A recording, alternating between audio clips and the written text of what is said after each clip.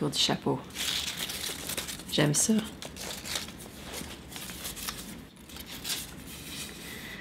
C'est quoi l'émotion et les thématiques principales abordées dans ton album Aimer comme une émeute? C'est un album de cœur brisé. C'est vraiment ça. Puis, j'avais jamais fait d'album de cœur brisé avant.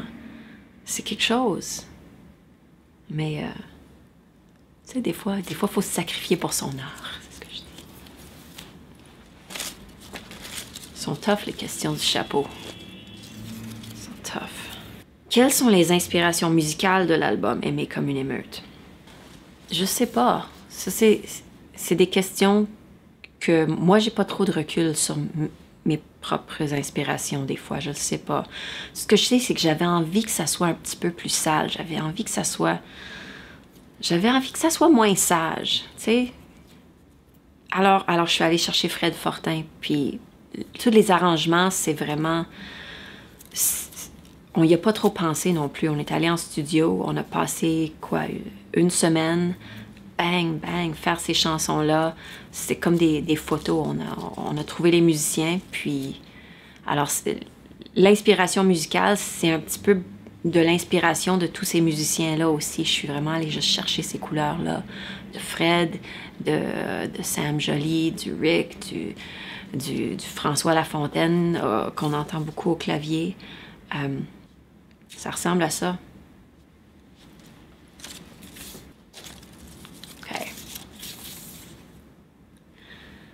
Dans ta chanson « Prière de Louise », tu retrouves des roses partout sur ton chemin. En trouves-tu toujours? Qu'est-ce que les roses représentent pour toi?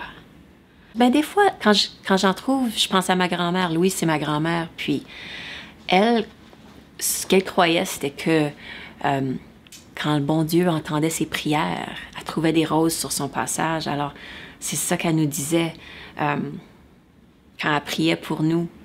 Souvent, puis elle trouvait une rose, elle, c'était comme elle savait que tout allait bien aller. J'ai un petit cousin qui a été très malade une fois. Puis elle a prié pour lui, puis elle a trouvé des roses. Puis maintenant, il s'en est sorti. C'est ça. Alors oui, des roses, ça me fait penser à ma grand-mère Louise. La dernière question du chapeau. OK. La première chanson de ton album est Inassouvi. Qu'est-ce que ça prend pour être assouvi en tant qu'artiste? Ça prend beaucoup de choses, mais premièrement, ça prend de la passion, ça prend le désir de le faire, parce que ça, c'est le numéro 1. Quand tu es artiste, ça prend cette espèce de désir de continuer, le désir de créer. Puis ensuite, ça prend une famille autour de toi pour t'appuyer, je pense. Je pense que ça te prend un public.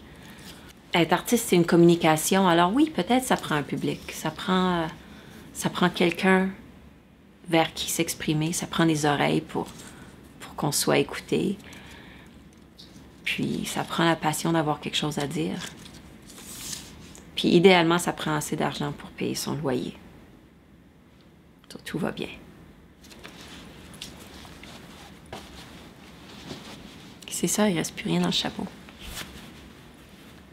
Est-ce qu'il me va bien?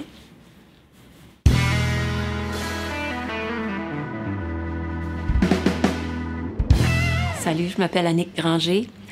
On se retrouve à la semaine Triard du 1er au 6 mai.